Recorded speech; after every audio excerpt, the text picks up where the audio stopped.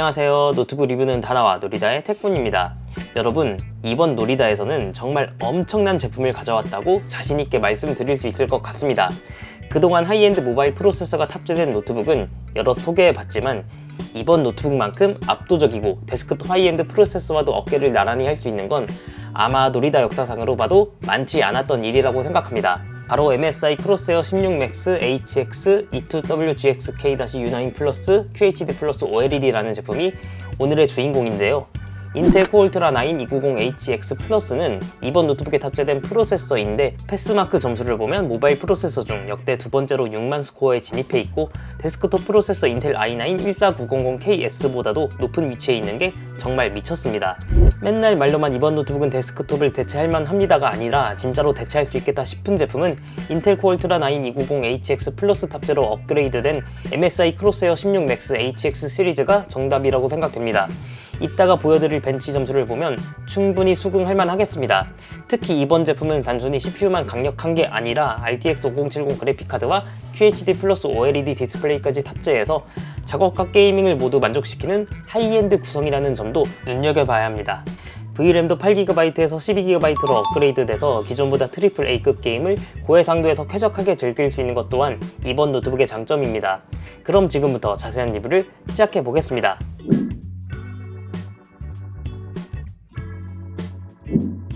먼저 이번 노트북의 가장 핵심이라고 할 수 있는 프로세서는 인텔에서 새로 나온 코어 울트라 9 290HX 플러스입니다. 8개의 성능 코어와 16개의 효율 코어로 무려 24개의 코어 구성으로 멀티코어 작업에서는 웬만한 하이엔드 데스크톱 프로세서까지도 우습게 제칠 수 있는 성능을 보여줍니다. 실제 시네벤치 RC3을 돌려보면 멀티코어가 최대 37,688점이 나왔는데요.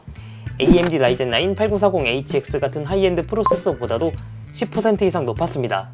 특히 더 끝내줬던 건 2427점의 싱글코어 점수인데요. 싱글코어 성능도 너무 좋다 보니 작업에만 국한되지 않고 전반적인 컴퓨팅 경험에서 하이엔드 데스크톱을 사용하는 것 같은 뛰어난 경험을 선사해 주겠습니다. 기본 사양의 메모리는 DDR5 5600 8GB 메모리 2개로 총 16GB가 들어가겠고요. 리뷰 제품의 경우는 16GB 2개로 업그레이드한 상태입니다. 최대 128GB까지 인식할 수 있어서 추후 메모리 시장이 안정화된다면 업그레이드를 고려해 볼 수 있겠고요. 저장 장치는 기본 1TB 용량의 M.2 NVMe SSD가 들어가서 여유 공간이 충분하고요. 크리스탈 디스크 마크 벤치 결과도 아주 훌륭했습니다. 또한 M.2 스토리지를 하나 더 제공하기 때문에 추가 장착을 통한 디스크 공간 확장도 가능합니다. GPU는 엔비디아 지포스 RTX 5070 TGP는 115W입니다. 기존 RTX 5070의 8GB VRAM이 아닌 GDDR7 12GB로 업그레이드 되어서 AI 딥러닝이나 전문적인 3D 작업, 고해상도 게이밍에서 유리하고요. 3D 마크 파이어 스트라이크의 벤치 점수는 최고 37,339점이 나왔고 3D 마크 타임스파이 점수는 13,933점으로 측정되었습니다. 포트 로열의 경우도 9,010점으로 높은 점수가 나왔고요.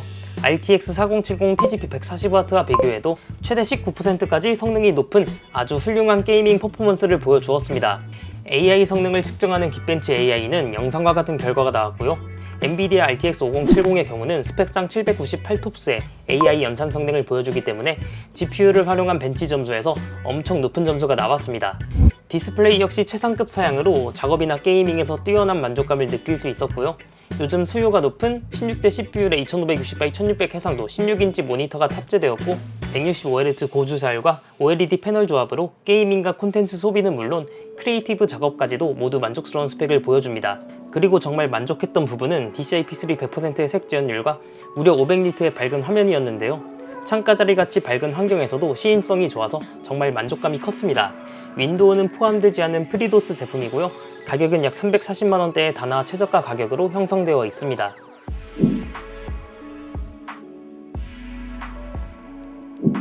지금까지 살펴본 성능은 정말 압도적인 퍼포먼스였고 여태껏 노리다에서 소개한 제품 중에서도 굉장히 좋은 편에 속하기 때문에 추천하는 것도 물론 있지만 개인적으로 이번 노트북의 하이라이트는 디자인과 휴대성이라고 해도 과언이 아니라고 생각합니다. 제가 왜 이런 얘기를 하냐면 최근에 리뷰했던 16인치 하이엔드 게이밍 노트북 중에서는 가장 인상적인 휴대성을 보여줬다고 생각했기 때문입니다. 일단 무게는 스펙상 2.2kg으로 나와 있고 실제 측정해봐도 2195g으로 정확합니다. 물론 16인치 게이밍 노트북 중에서 굉장히 가벼운 편인 것도 맞지만 기존에도 이런 무게는 존재했습니다. 그런데 제가 왜 휴대성을 강조하냐면 그동안 게이밍 노트북을 보면 쿨링 성능을 위해 노트북 합판, 즉 베이스 유닛이 상판 디스플레이보다 크게 나와서 사실상 실제 화면 크기보다 노트북의 부피가 커서 휴대가 어렵다는 단점이 존재해왔습니다. 그런데 이번 노트북은 후면의 돌출부가 상당히 짧아졌어요. 그래서 웬만하면 노트북 가방에 휴대할 수 있는 부피이고요. 더 대단한 건 이렇게 콤팩트하게 만들었음에도 성능이나 쿨링 뭐 하나 빠질 것 없이 완벽한 밸런스를 갖췄다는 겁니다. 모니터와 키보드 상판은 표면이 부드럽게 가공 처리된 메탈 소재로 고급스러우면서 깔끔하고 내구성도 아주 훌륭해 보이고요. 군데군데 들어간 패턴들이 과하지 않으면서 단조롭지 않게 게이밍 노트북의 정체성을 잘 드러내주고 있는 것 같습니다. 크로스에어라는 제품의 이름에 걸맞게 조준선이 연상되는 포인트가 군데군데 들어가서 재밌고요. MSI 드래곤 실드는 RGB 라이트가 들어와서 밤에 볼 때 더 멋져 보이는 효과가 있었습니다. 구성품으로 포함된 어댑터는 240W 출력이고요. 전원 케이블까지 포함한 총 무게는 762g으로 측정되었습니다. 하이엔드급 사양의 노트북을 어댑터까지 다 포함해도 3kg 안쪽으로 휴대할 수 있어서 정말 좋았고요. 게이밍 목적으로 휴대하는 게 아니라면 벨가트 PD 충전을 활용해서 짐을 줄이는 것도 좋은 방법이겠습니다. 키보드는 3열 숫자 패드가 포함된 풀사이즈 키보드가 들어가서 사무나 작업에서도 편리하고요. 풀사이즈 방향키, WASD 강조, 넓은 스페이스바 등의 디자인으로 게이밍에 최적화되었습니다. 키보드 RGB 백라이트는 24개의 존으로 나누어서 웨이브 같은 RGB 연출 효과도 자연스럽게 보였고요. RGB 패턴이나 속도, 연출 효과는 MSI 센터 애플리케이션의 미스틱 라이트 설정에서 손쉽게 변경할 수 있었고, 드래곤 실드와 키보드 RGB 백라이트는 일체형이어서 따로 설정할 수는 없었습니다. 포트 구성은 왼쪽에 전원 입력 단자, USB 3.2 젠2 타입C, 썬더볼트 4 단자, 오른쪽은 오디오 마이크 콤보 잭, USB 3.2 젠2 타입 A 2개, 후면에는 RJ45렌, HDMI 2.1, USB 3.2 젠2 타입 A 단자로 구성되었습니다.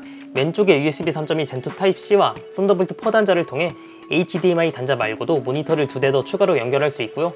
또한 벨가트 USB PD 충전까지 지원합니다. 포트 구성은 굉장히 넉넉해서 전혀 아쉬운 점이 없었고요. 개인적으로 전원 단자가 후면에 위치했으면 좀 더 완벽했겠다 싶었습니다.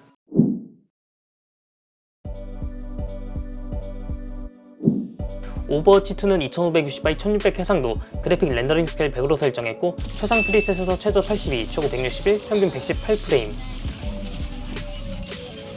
그래픽 설정 낮은 프리셋에서는 최저 221, 최고 464, 평균 325프레임으로 측정되었습니다. 오버워치는 최상 옵션에서도 거뜬하게 플레이할 수 있었고요. 배틀그라운드는 2560x 1600 해상도, 렌더링 스케일 100으로 설정했고 그래픽 설정 울트라 프리셋에서 최저 80, 최고 135, 평균 107프레임. 그래픽 매우 낮은 프리셋에서는 최저 117, 최고 285, 평균 238프레임으로 측정되었습니다. 배틀그라운드 역시 어떤 옵션에서든 부드럽게 게임을 즐길 수 있었습니다. 마지막으로 트리플 A급 고사양 게임 사이버펑크 2077은 2560x 1600 해상도, 그래픽 울트라 설정에서 최저 66, 최고 97, 평균 77프레임이 나왔고요. 낮은 프리셋에서는 최저 145, 최고 203, 평균 171프레임을 보여주었습니다. 또한 레이트레이싱 울트라 설정에서도 최저 49, 최고 62, 평균 55프레임이 나오면서 사이버펑크 2077 역시 어떤 옵션이든 무난하게 즐길 수 있었습니다. 종합해보면 VRAM 12GB의 RTX 5070 탑재로 대부분의 최신 트리플 A급 게임을 QHD 플러스 해상도에서도 매우 쾌적하게 즐길 수 있는 수준이라고 보면 되겠고요. 165Hz의 높은 주사율을 온전히 사용하려면 약간의 옵션 타협은 필요할 것 같습니다.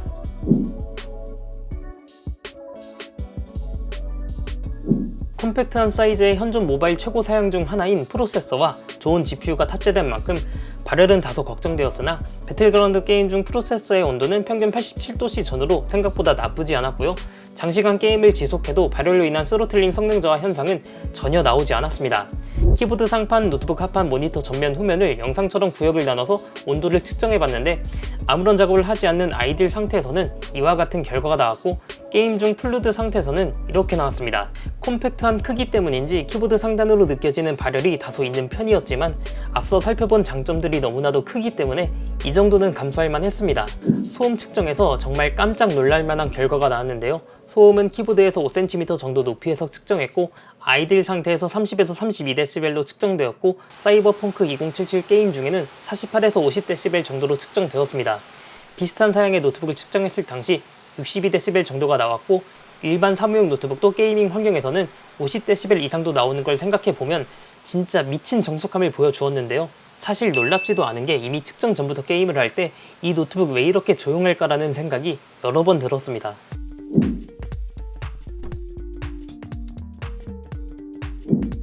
배터리 용량은 80W시로 제법 큰 용량의 배터리가 들어갔고요.